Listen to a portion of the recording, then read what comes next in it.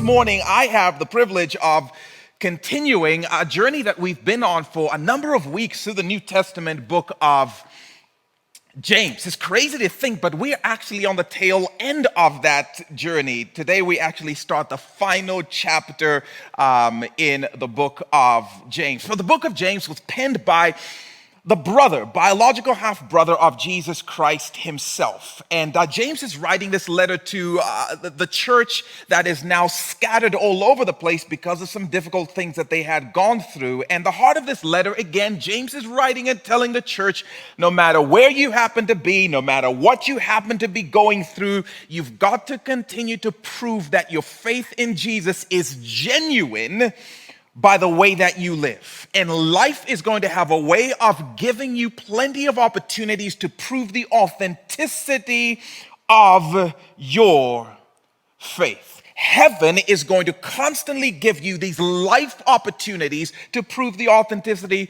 of your faith. And so the book of James is almost this series of litmus test after litmus test after litmus test. And if you happen to have any curiosity or interest to know, you can measure your life against this book and get a sense of, man, is my faith proving genuine based on the tests that are laid out in this book? And today, James is going to talk to us about our stuff.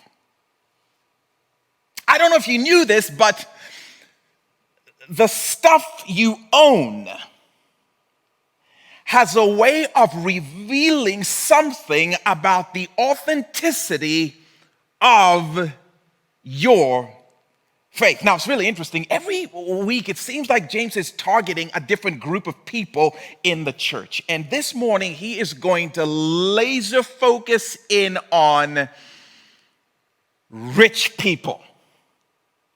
Rich people. If you have a copy of the Bible, join me in James chapter 5, verse 1.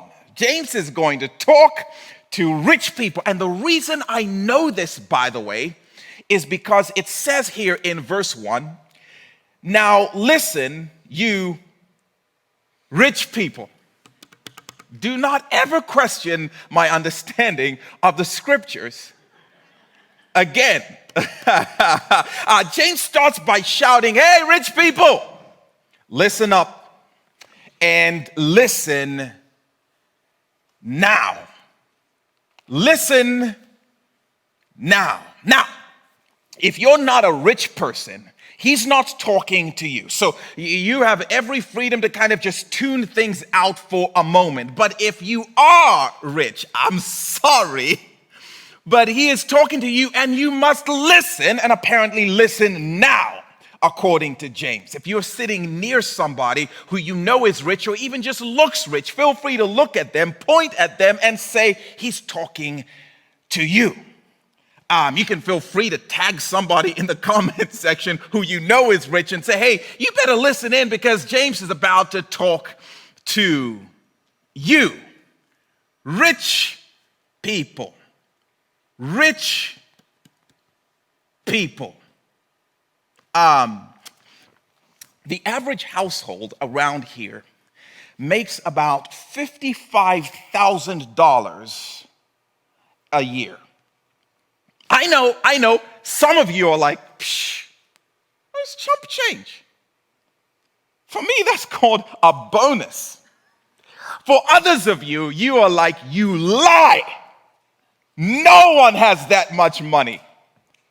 If I had $55,000, I would retire on the spot. $55,000. Anyway, I tell you that to say this. Bill Gates, the founder and chairman and CEO and owner of Microsoft and source of much controversy in recent days. Bill Gates is going to make $55,000 in the next 2.5 minutes. While we are sitting in this service, Bill Gates is going to make about $1.4 million. And if I preach a little long, we can get him to 1.5 million. Bill Gates is worth 119 billion with a B. Dollars. Rich people. Anyway, I tell you that to say this. Jeff Bezos, whose salary you pay every time you order off of Amazon. Jeff Bezos is $90 billion richer than Bill Gates. What? In the next hour, Jeff Bezos is going to make $13.5 million.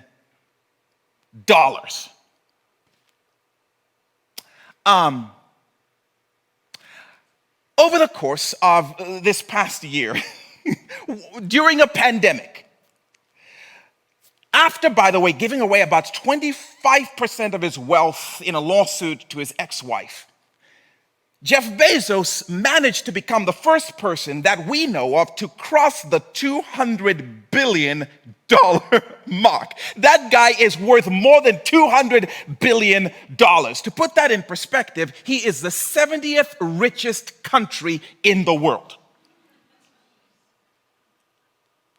I'm not saying he wants to, I'm just letting you know that he could afford to buy at least 125 countries in this world. How much money do you have to have so that the only people richer than you are countries?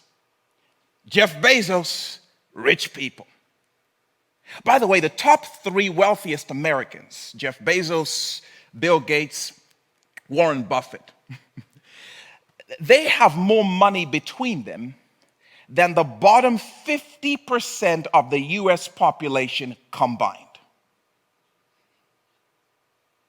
I'm telling you, these 3 guys have more money than 165 million people in this country if they all went in together. Whoo! Rich people. Anyway, I bring that up to say this. When we read a passage like this in the book of James, and it says, now listen, rich people, we tend to think about people like that. The Bill Gates and the Jeff Bezoses. What we tend to say is those rich people. James could not possibly be talking about me. Why? Because I'm not rich. And by that, we typically mean I am not as rich as, and then we'll pick someone who has more than we do. The way we tend to define rich is relative to someone who has more than I do. Isn't that really interesting? I always compare up and I say, well, compared to them, I'm not rich, so he must not be talking about me. Why do we tend to do that? I wonder. Did you know that if you make more than $34,000 a year, that puts you in the 1% of the richest people in the world? Did you know that about 50% of the world's population lives on less than $5.50 a day? A little bit less than it costs you to buy your venti pumpkin spice latte at Starbucks. Just for some perspective, did you know that nearly 700 million people in this world live on less than $1.90 a day? Ooh. Anyway, I say that to say this.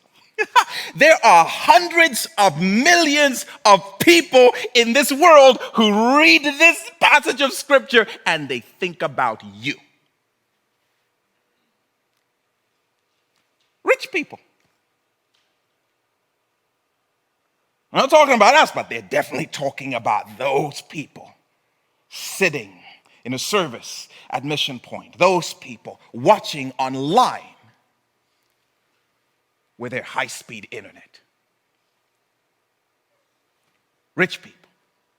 We tend to think about other people and we miss out on ourselves. I'm just wondering, is it possible that James is talking to you? Well, I'm not as rich as those people. And Bill Gates is like, I'm not rich. Man, I'm not as rich as Jeff Bezos. Jeff Bezos is like, Canada has more money than I do. We'll go, that's nice, buddy, but you could buy Serbia, so stop it. Rich people. Okay, I'm not sold, but I'm considering the possibility that maybe I am rich. So tell me what James has to say to me, just in case it's true that I may qualify as rich. James, what would you like me to know? Now, how many of you know James is not always the most mushy and tender communicator? If you don't believe me, check this out. Verse 1. Now listen, you rich people. Hundreds and millions of people in this world are thinking about you. Weep and wail because of the misery that is coming on you. Okay, buddy. I was just starting to come to terms with the possibility that I might be rich, and now this. Hey, rich people, listen up and listen now. If you understood the holy misery that is coming your way, you would wail out loud with tears. What? Okay, to be fair, this would have been as shocking to James's readers in that culture as it might be to some of us reading what he has to say to rich people. Because as is true in our culture, it was also true in their culture. Misery, no sir. Wealth was viewed as the key that unlocked the doors to happiness. The more you accumulate, the more you have, the more money you acquire, the happier you become. No, if you understood all of the perks and the privileges and all of the opportunities that lay ahead of you because of your increasing amounts of money, you would do a jig and you would shout for joy. That must be what James meant to say, because come on, rich people are happy people. This doesn't even make sense. In this culture, it would have been viewed beyond that wealth was an evidence that God was blessing you, and poverty was an evidence that somebody in your family had done messed up, and now God was setting them straight. Misery? No. The road to happiness is paved with wealth. They believed it just like we believe it, which is why we exert so much of our energies in getting more stuff and making more money. Because more money, more joy. And then James shows up and turns that whole ideology on its head and says, misery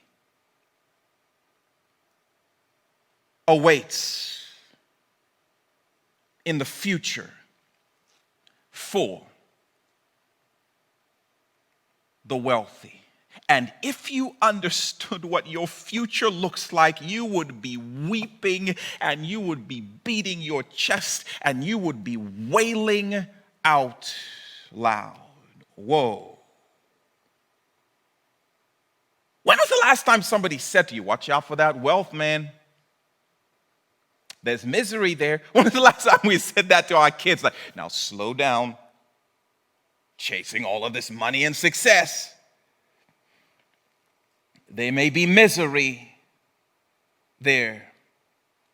Okay.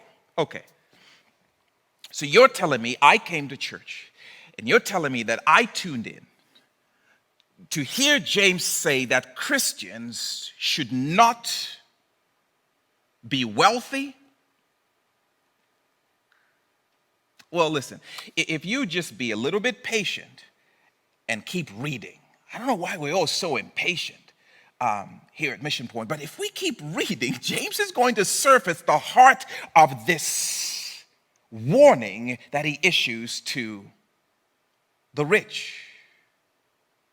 Verse 2, he says this. Here's the thing. Your wealth has rotted, and moths have eaten your clothes. Your gold and silver are rusty. They're corroded, and their corrosion will testify against you and eat your flesh like fire. You have hoarded wealth in the last days. Ooh. I can't wait to have a conversation with James in heaven. If nothing else, just to ask him, like, hey man, did you have any friends? Wow!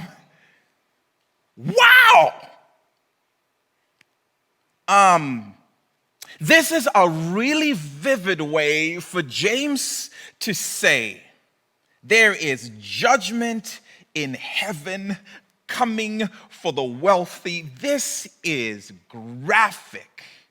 Whatever he's saying ought to be taken immensely seriously. That is what he's talking about when he describes fire and flesh being consumed. He's describing the judgment of the living God. But you know what I find really compelling about these couple of verses is the way they really help deepen our understanding of the definition of wealth. They surface a much clearer definition of wealth, not wealth the way the world defines it, but wealth the way James means it, wealth the way the Bible talks about it, wealth the way he's using it here in this text. Wealth not as an amount of money, but as an accumulation of more. I'm telling you, I looked at this and it brought to light a definition of wealth I just had never considered before. Wealth, according to James, is the ability to keep extra. The ability to keep extra. I would say this way, and we'll put this up here on the screen. If you have more of anything than you use, you're rich. If you have more of anything than you use, you are rich. To the rich, listen, who's he talking to? Anyone who has more of anything than they use. Listen, if you have the luxury of standing by your closet and deliberating on outfit choices, because you're trying to figure out what goes best with this particular pair of shoes, or because you're trying to figure out if you've worn this outfit in the last couple of weeks, you are rich. All of these options. Is this even still in style? Wait, what's the rule about white before fall or after fall? I don't even remember. I have nothing to wear that I haven't worn this month. You might be rich. If you ever go into your cupboard and you have to look at the expiration date because something has been sitting around that long, you're rich. If you have a savings account, you are rich. If you have the luxury of putting money away for a rainy day or for your retirement, I'm just putting some money away so that when I'm old, it'll be waiting for me.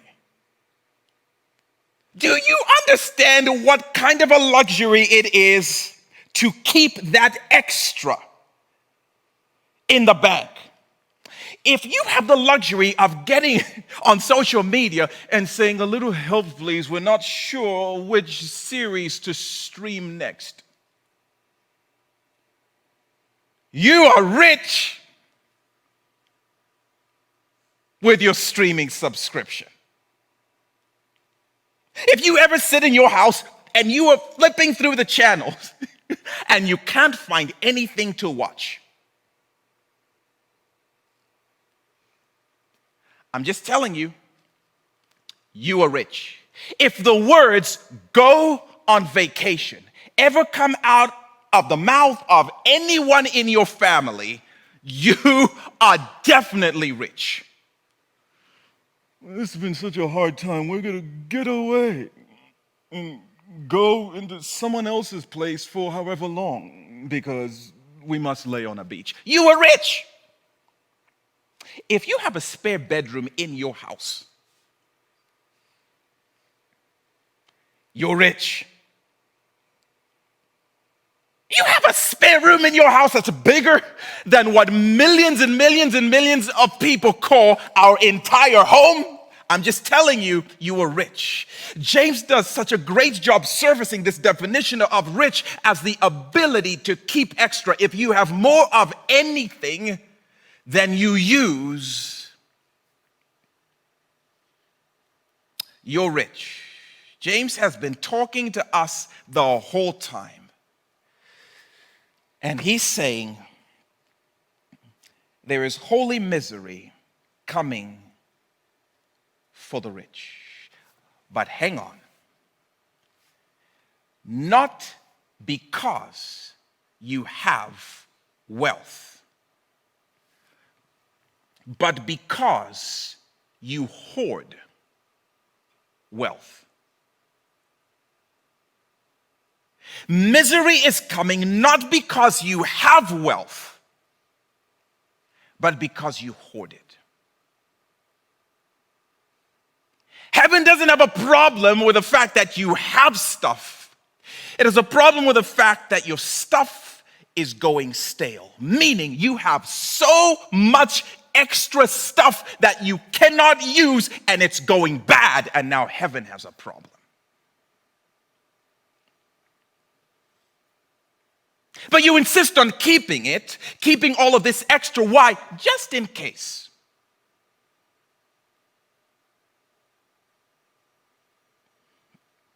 You won't use it. You won't share it. You just keep it, and it's going bad. And it's interesting, James says this phrase at the end of the section we just looked at. In verse 3, he says, "You have hoarded wealth in the last days." What an incredible statement. He's saying, and you're doing this while time is running out. Jesus is coming back to us, or we are going to go to him. And we are just storing all of this stuff that we don't use. Really interesting picture he's painting. And by the way, if you've ever been in the unfortunate situation where, maybe a parent or grandparent has passed away and you've had to funnel through all of their estate, it's really interesting. This is part of the picture James is painting. Time was running out. And what did they do with all of the stuff? I don't know. So what are you going to do with it? No, but we can't get rid of it because it's James's concern is not that we have wealth, it's that we hoard the wealth. And now heaven has a problem. When you refuse to use your extra to help somebody else get to just enough, misery is coming. When what you might use one day could be used to help someone who needs to use it right now. And you're like, just in case. James is saying misery is coming. Not because you have, but because you hoard. When what is rotting in your cupboard could be relieving someone's hunger right now, and you refuse to do it. James says, yeah, that says something about your faith, and that says something about your future. And what it says about your future is misery is coming. What's out of style in your closet is Sunday's best for someone else. But you just hold on to it. Why? Because I hear like it's a cycle. Like maybe 5 years from now, this will come back in style. Wait, so that's why you're keeping all of this stuff in your closet? Yeah. Just in case. It's not because we have stuff, but because we hoard it. And when we hoard stuff, heaven has a problem because we become an obstacle in heaven's delivery system to the people who are in need.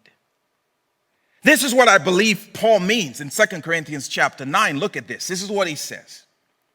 You will be enriched. You will be blessed. You will be resourced. Y'all will be wealthified. Y'all will be given extra in every way. Why? So that you can be generous on every occasion, and through us, your generosity will result in thanksgiving to God. This is so powerful. God is going to make sure that you are constantly in a position where you have extra. What for? So that your extra can help somebody else have enough. When you hoard it, you become the FedEx driver who says, I'm just going to go ahead and keep these boxes in my garage, just in case one day I need one of the things in this collection of packages. A, that's against company policy. And B, you're going to get fired. And James is saying the same thing. Hoarding is against kingdom policy. And the future will invite judgment. Because you were called to steward heavenly resources and become a channel, a conduit through which the people in need get deliveries. And they get to say, ooh, isn't God good? Because of the way his people carried on his generosity. Hoarding is to say, no, I think I'm going to go ahead and keep this for myself in the event that one day, maybe, I might need it. Which is why James says misery is coming. This is not the heart of God. And if you are living this way, it says something about your faith. Because this is not kingdom conduct. It says something about your future.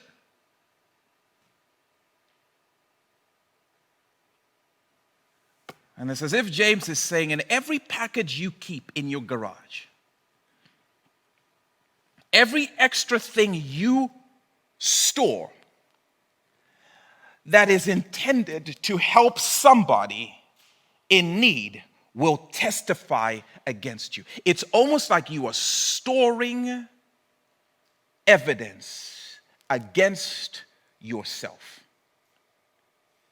He's saying all the stuff that's eroding and all the stuff that's corroding and all the stuff that's rusting and all the stuff that's rotting, all of that stuff is testifying against you. And again, by the way, I believe this is not just applicable spiritually, it's applicable in our stories. It is amazing to think that one day my kids are going to read the story of my life when they're going through my estate. What did Dad keep all this stuff for? I don't know. I think he thought that one day Y2K would circle back. And my kids are going to be throwing stuff away, but they will be reading my story, what mattered to me, and what did I insist on holding onto, and what's it for even. And they'll just be chucking stuff away, the stuff that I believe was so worth holding onto. And they're like, that's useless. And I'm like, no, this is too valuable to share. And they'll know right away, like, no, it's not. This is dumb. Get rid of it. And that thing is testifying against me even in my own legacy. And the way I use stuff now is telling a story to the people around me. But most importantly, James is saying the way you store stuff, it's building, in essence, a case in the heavenly realms. Not because you have wealth, but because you hoard wealth. I'm just asking you, what are you doing with your extra? It'll tell something about your faith, and it'll tell you something about your future, which, by the way, is why I think it is so important for us to understand James's definition of rich, because I think the church has neglected the seriousness of this. We don't even think about it. Forget taking it seriously, we just don't even think about it. And one of the reasons is because, well, we're not rich. So this doesn't apply to us. And heaven is like, there is a whole testimony of witnesses speaking about you. But if we don't understand that, we are going to exempt ourselves and just continue to keep those tubs full of extra clothes just in case we return to that weight. It's been 6 years though, man, like maybe. Otherwise, we're going to just continue to compare ourselves to the people who have more, and we'll miss the opportunities that God is giving us to bless those who have less. Because it's not talking about us. Otherwise, we're going to read passages like this, and some of us are actually going to pray. This is good. This is good.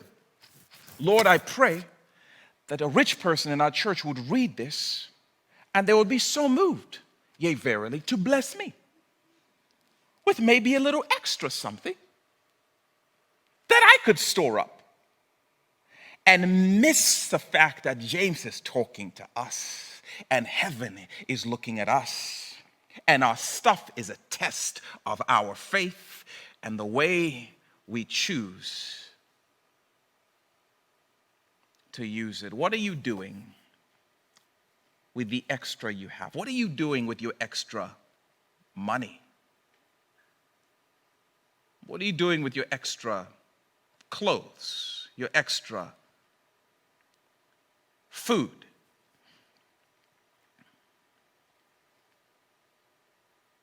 Followers of Jesus should be actively looking for delivery sites to carry on the generosity of our God. Because the antidote to hoarding is generosity. It's almost as if Christians, I think, should be playing a game of who can cross heaven's finish line with the least amount of extra. That person wins. Now, come on, tell me, how countercultural is that? We are all in this rat race to accumulate more. It's almost as if the more stuff you have, then man, the better you've done. And almost like, man, the more stuff you have when you cross the finish line, the better off you are. That is not the kingdom culture. The kingdom culture is like, how much can I possibly give to the people God has called me to give to, so that when I cross the finish line, it's like, I didn't have much, man, I spent it. Now, by the way, this is not a suggestion that you shouldn't have savings or you shouldn't go on vacation. In fact, one of the questions that we're asking people to wrestle through as a family, or to wrestle through in your small groups, is what is the balance, or what is the difference between saving up and hoarding? because there's wisdom in saving up. But what's the difference? What's the balance? So y'all get back to me when you have the answer to that. But come on, the buzzer goes, the clock is counted down, and the athlete steps off the floor like, man, I'm not even tired. The game is over, yeah, but I was saving a lot of energy. For what? Well, just in case we went into triple, quadruple overtime. That's why I'm not sweating. Okay, well, you're off the team. That's not how it works. Nor is it how it works in the kingdom of our God. We should be looking for creative ways to be conduits. And then James says, verse 4, look, the wages you failed to pay the workers who mowed your fields are crying out against you. They're testifying too. The cries of the harvesters have reached the ears of the Lord Almighty. You've lived on earth in luxury and self-indulgence, which sadly is the goal. It's the dream.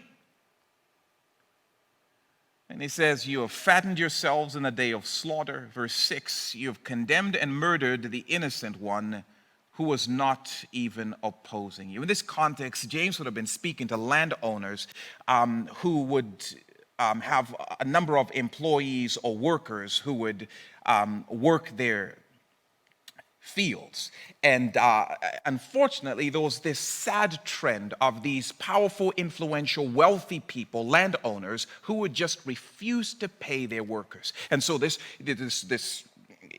worker would mow the fields for days, and then the landowner would come and say like, well, the lines were a little crooked, so I'm not going to pay you. And the worker had no recourse. They had no influence. What were they going to do? Nothing. But sir, what? And that was not just devastating for these workers. For many of them, it was deadly because they didn't have extra. They were just trying to work for enough. And when this powerful, influential, rich person decided, I am going to gain a little extra, squeeze a little more out of you so I can have excess while you suffer, there was nothing that person can do. And James is saying, you have to know there is a special judgment for the person who decides, I'm going to figure out savvy and shrewd ways to squeeze more out of people so I can have extra. That is the antithesis of the kingdom of God. The kingdom of God is saying, how can we squeeze a little more out of our extra so that other people can have enough? And you can imagine, James would say without any question, if you're in a position as an employer, if you're in a position where, listen, pay people exactly what you said you would pay them, exactly when you said you would pay them. Do not live looking for loopholes so you can somehow get a little bit ahead at the expense of someone else. Never exploit, never extort. Heaven is always taking notes. I love this graphic picture. When you do that, the cries are going up to heaven. When you become litigious, like I'm going to sue this person or threaten to sue this person so I can get a little more out of them, so I can have a little extra. James is saying, ooh, the cries are reaching up to the heavens. Never use your position of power to rip somebody off. I love the beautiful insinuation. Rather, use your position, use your stuff, use your influence to figure out the most savvy and creative ways to be generous. This is what the church should look like. Man, somebody shared the saddest article with me last week. It was about the Salvation Army in Allen County, which is just up the road from us. Oh, man. The Salvation Army helps about 2,000 kids in need just around the holiday season. And they were writing in this article that they're experiencing quite a dip in the number of kids who are being helped by those in positions with enough extra to help the kids. And the reason was because they would call the Salvation Army and say, I'm sorry, we cannot help that kid unless we know that they voted for our candidate. Oh, it's the kid's fault somehow, right? It's like, wait, you should be finding excuses to help, not reasons not to. And the other thing they're saying is we're seeing a drop because people will actually send names of kids back, and they'll say we will only help kids who have more traditional sounding names. The kinds of names that we can pronounce. What? No, the church ought to be figuring out what is the most savvy way that we can leverage the extra we have to help others have enough. The question of this passage is, how are you leveraging your extra to help other people have enough? It's not difficult, but it just requires some level of intentionality. And if you're anything like me, you have to pause and say, I just don't think much about it. I just don't think about it much. Which, by the way, is one of the number one ways you can know you're rich. I just don't even think much about it. People in need and stuff, and I just don't think much about it.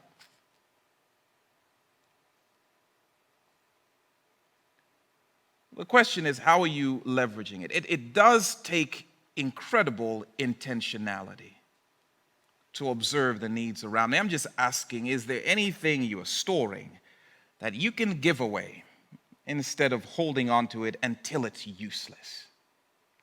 And for most of us, we already have stuff that we know, yeah, I held on it because I thought that I would be able to use it for, but it's useless. Is there anything you have extra that somebody could use? Christmas season, by the way, is a great time to be thinking about stuff like this. Pray for me because I'm about to embarrass my wife, and I can't tell you how this is going to go at home. My wife has something that the Simfukwe household affectionately refers to as a side hustle. I bet you my kids are smiling. She meets suspect individuals in parking lots. So let me backtrack a little bit. She has decided over the last year or so to start going through our home and gathering a bunch of stuff that we just don't use. It just sits around. And then she sells it on buy, sell, trade, which is what leads her to these shady meetings in parking lots. I'm sure people think she's a drug dealer. This side hustle. I have been blown away by how much people will pay for stuff that we're like, that's so out of style. We don't use that anymore. Well, they paid this for what? That thing, ugly thing that's been sitting there for like 2 years. Yeah, they paid for it. I'm like, you've got to be kidding me. And the funnest part of the whole thing is when it's all said and done, she's made hundreds and hundreds of dollars. And then she'll take every single penny and she'll ship it off to some of our mission partners in a country that Jeff Bezos could buy. Side hustle. And the other day she shared a note that she got from these folks in this country just telling her what it meant to them. And I'm like, this is, I think, how we should be living. I could be wrong. Kids, give her all your stuff. It shall be so hold. Lori Whitman, who was sitting in the last service, I still remember the first time she shared this crazy idea that is now this beautiful reality. She's collected a bunch of wedding dresses that people have sitting around because they're not using them on a regular basis. And she's gathered these wedding dresses and she has given them to a bunch of ladies in Haiti because that was a key obstacle keeping them from getting married. And then she takes these trips and they go to Haiti and they conduct these mass weddings with these dresses that were just sitting around. That thing that was just sitting around enabled some lady in that country that Jeff Bezos could buy to have a wedding. The church ought to be thinking about the most savvy ways we can use extra and leverage and repurpose it. There was a couple sitting in the service before that sent an email to us this past week saying, we have an extra car. Like, a car?